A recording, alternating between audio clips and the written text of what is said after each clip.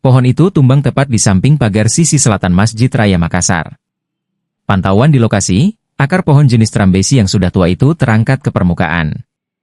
Sejumlah aparat kepolisian dari Polsek Bontoala tampak berjibaku membersihkan tangkai dan ranting pohon yang telah dipotong-potong. Kanit Lantas Polsek Bontoala, Ibtu Domingus mengatakan, pohon rebah sekitar pukul 15.30 WITA.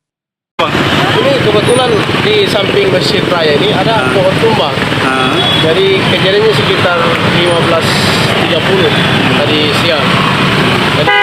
Jadi sementara kami dari bersama dengan dari KSPK Polsek Bontoala dengan saya Kanit Lantas Polsek Bontoala sementara membersihkan sisa-sisa yang sudah dipotong itu supaya arus lalu lancar. Demikian. Tidak ada korban luka ataupun korban jiwa dalam insiden tersebut.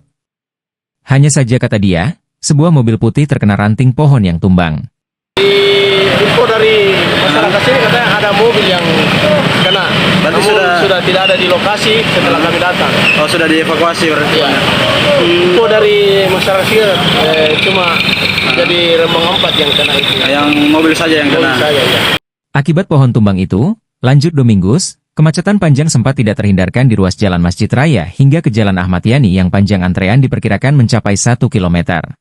Info dari Polrestabes untuk ekor kemacetan sampai mendekati Karebosi. Jadi kami melaksanakan pembersihan supaya arus lalu lancar. Jadi sudah mulai terurai.